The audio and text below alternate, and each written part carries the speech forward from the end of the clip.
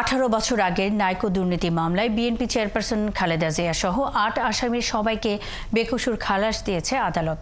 সকালে ঢাকার 4 নম্বর বিশেষ জজ আদালতের বিচারক রবিউল আলম এ মামলার রায় ঘোষণা করেন। রায় পেয়ে বেগম খালেদা জিয়ার আইনজীবীরা জানান, এরই মাধ্যমে প্রায় 1.5 যুগ ধরে চলা একটি হয়রানিমূলক মিথ্যা মামলার অবসান হলো। মহিম মিজানের প্রতিবেদন। কানাডার কোম্পানি নাইকোর সঙ্গে অস্বচ্ছ চুক্তির মাধ্যমে রাষ্ট্রের বিপুল আর্থিক ক্ষতি সাধন ও দুর্নীতির অভিযোগে 2007 সালের 9 ডিসেম্বর খালেদা জিয়া সহ 5 জনের বিরুদ্ধে দুদকের পক্ষে তৎকালীন সহকারী পরিচালক মোহাম্মদ মাহবুবুল আলম বাদী হয়ে রাজধানীর তেজগাঁও থানায় মামলাটি করেন। মামলার অভিযোগে বলা হয়, ক্ষমতার অপব্যবহার করে 3টি গ্যাস ক্ষেত্র পরিত্যক্ত দেখিয়ে কানাডার কোম্পানি নাইকোর হাতে তুলে দেওয়ার মাধ্যমে আসামিরা রাষ্ট্রের প্রায় 13,777 কোটি টাকার ক্ষতি করেছেন। শিয়া বাটার ও ভিটামিন ই সমৃদ্ধ Lily glam beauty soap. Lily, always beautiful. এ মামলার বিচারকালে 68 জন সাক্ষীর মধ্যে 39 জন সাক্ষীর সাক্ষ্য গ্রহণ করা হয়। বাদী ও আসামি পক্ষের যুক্তিতর্ক উপস্থাপন শেষে গত 13ই ফেব্রুয়ারি মামলাটি রায়ের পর্যায়ে আসে। রায়ে খালাস পাওয়ার পর বেগম খালেদা জিয়া সহ অপর আসামি পক্ষের আইনজীবীরা সন্তোষ প্রকাশ করে বলেন, এই রায়ের মাধ্যমে ষড়যন্ত্রমূলক একটি মামলার অবসান হলো।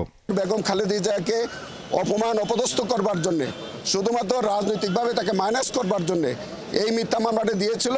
আজকে মাননীয় আদালত আজকে রায়ের মধ্য দিয়ে বেগম খালেদা জিয়াকে খালাস দিয়েছেন, পাশাপাশি অন্য সকল আসামিকেও খালাস দিয়েছেন। তার মধ্য দিয়ে আমরা এই মামলার মধ্যে দীর্ঘ আইনি সংগ্রামের পরে আমরা আইনগতভাবে আমরা সফল হয়েছি, আমরা ন্যায় বিচার পেয়েছি।